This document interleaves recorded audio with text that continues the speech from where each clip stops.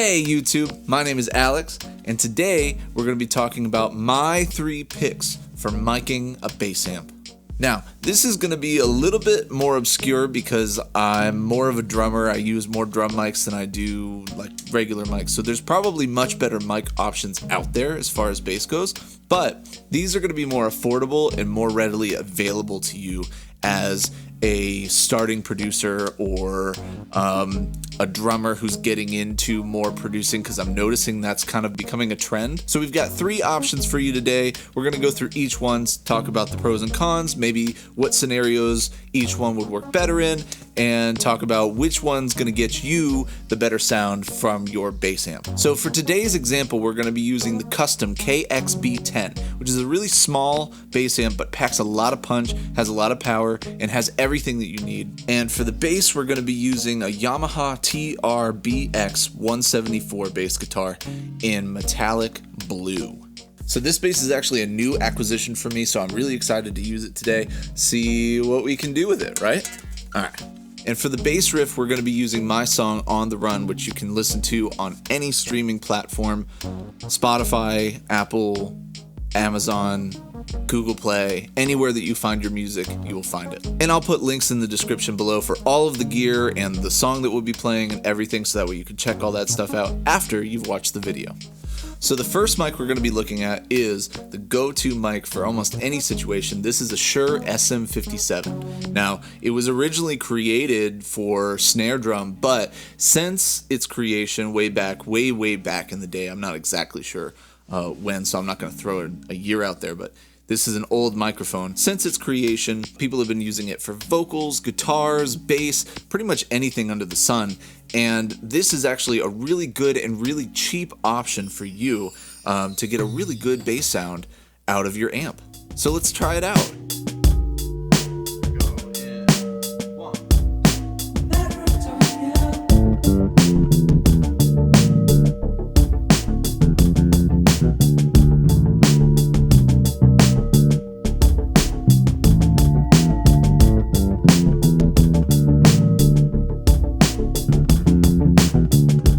So listening to the SM57, you can hear that there are a lot more high frequencies than low frequencies. In fact, there's very little low frequencies at all. It's more mid to high. You could always pull out the lows in EQ, but this is raw audio, so that's just what you get. I do feel like the SM57 is a little more muted than the i5 or the D6 as far as like the liveliness of the sound, but that could be something where maybe you use the SM57 to pair with either the i5 or the D6. Our number 2 option on this list is going to be the Audix i5. Now, I'm a big Audix fan, so you're going to notice that in a lot of these videos you'll hear Audix said a lot. It's a really good drum mic, really good snare drum mic, but I find that it's really good for picking up the high-end frequencies of the bass amp itself, as well as picking up some of those transients, picking up some of the finger plucking, stuff like that. This mic is very similar to the SM57. It's pretty much Audix's version of the SM57, but you'll notice that you'll get more evenness in the lower frequencies than you do in the SM57. Let's take a listen.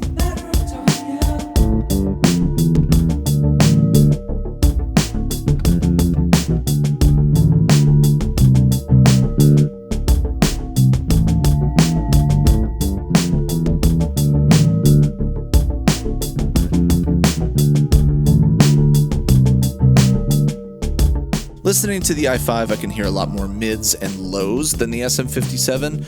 There's a little bit more life. It doesn't feel as muted like the SM57 did. I would maybe pair this with the SM57 so that way you can get more of those highs and transients. I do feel like the i5 is a little bit muddy, so this is probably my least favorite, but again, if you're going to be pairing it, what you're really missing here are the highs. So I would go with a pairing of the i5 and the SM57. I wouldn't do the i5 by itself.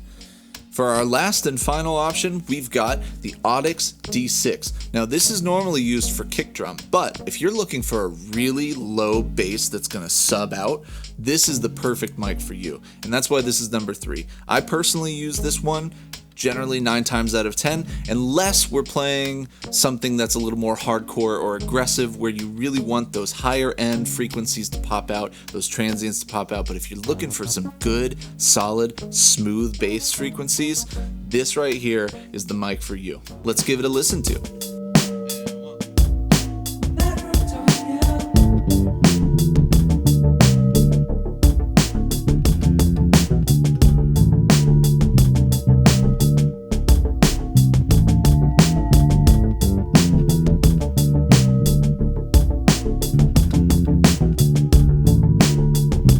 Listening to the D6, you can hear the lows very, very well. There is a little bit of light transients. You can kind of hear the plucking sound, but it's not nearly as rich with plucking sounds as it was with the i5 and the SM57. But with that, it also kind of gives you a nice and smooth overall tone to the bass, and it's less fuzzy and muddy. And oh my gosh, more subs is always going to be a good thing for me. So those are my top 3 picks for mics for bass amps. Which one was your favorite? Or is there an even better one out there that I just haven't used yet? Let me know in the comments below so that way I can do an unboxing episode later on. Thank you so much for watching this video all the way through. I hope you got some good value out of it. If you did, please hit that like button, the subscribe button, and if you are already subscribed, make sure that you hit that notification bell. Make sure that you get notified for any new videos that come out every single week. Thank you so much. I'll see you next week. Have a good one.